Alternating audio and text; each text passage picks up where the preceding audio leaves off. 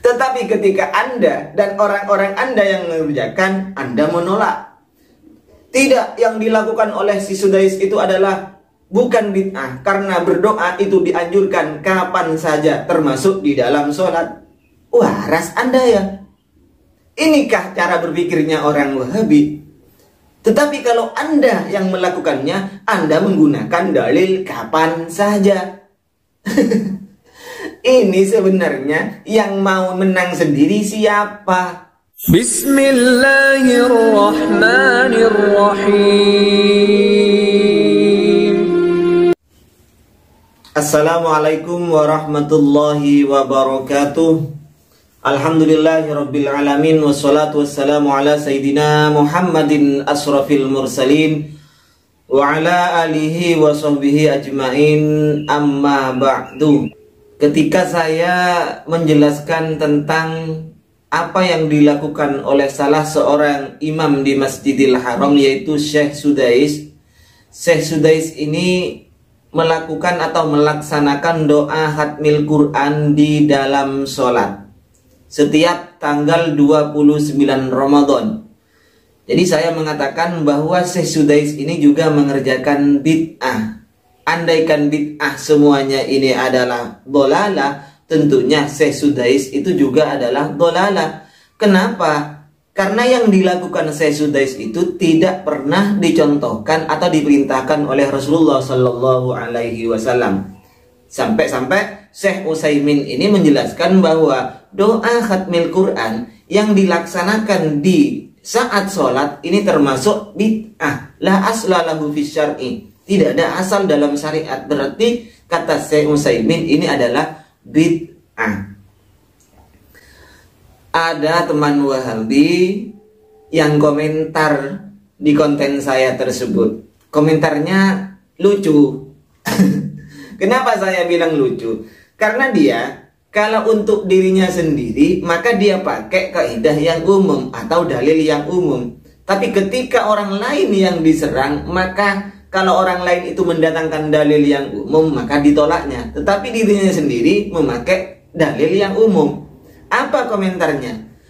Katanya yang dilakukan Syekh Sudais itu bukanlah bid'ah, karena berdoa itu memang dianjurkan kapan saja. Bahkan orang yang tidak berdoa, yang tidak mau berdoa, itu katanya dianggap sombong, termasuk orang yang sombong. Betul, memang seperti itu. Itulah yang memang diyakini oleh Aswaja, Pak Bro, ya.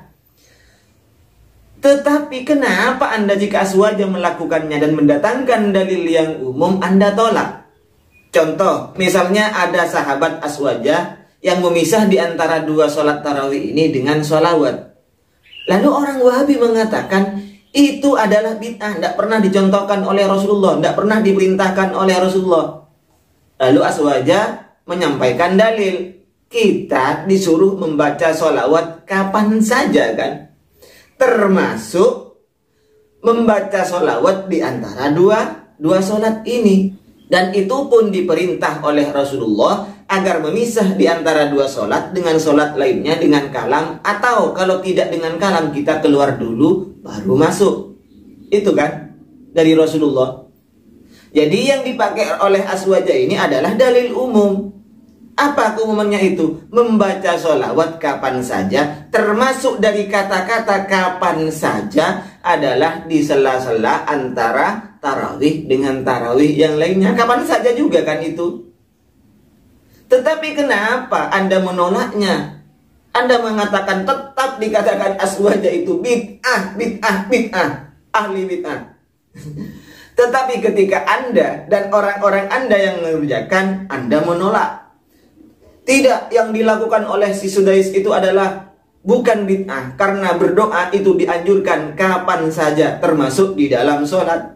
Waras Anda ya. Inikah cara berpikirnya orang Wahabi? Tetapi kalau Anda yang melakukannya, Anda menggunakan dalil kapan saja. Ini sebenarnya yang mau menang sendiri siapa? Yang menuduh orang lain berbuat bid'ah, ahli bid'ah siapa? Contoh lagi, kita dianjurkan untuk mendoakan mayit. Kita dianjurkan untuk sodakoh terhadap mayit. Bahkan semua ulama sepakat sodakoh terhadap mayit itu adalah dianjurkan sampai pahalanya. Kalau bacaan qiraah itu, bacaan Al-Quran itu masih mukhtalaf bih. Ulama masih berbeda. Tapi yang disepakati ulama itu adalah sodakoh terhadap mayit.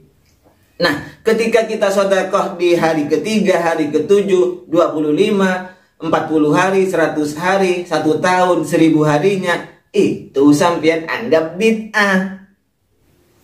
Misalnya saya memberikan sodakoh terhadap orang-orang, terhadap tetangga saya yang hadir ke saya untuk mendoakan kakek saya beri sodakoh, misalnya uang, misalnya nasi, atau makanan, dan lain-lain.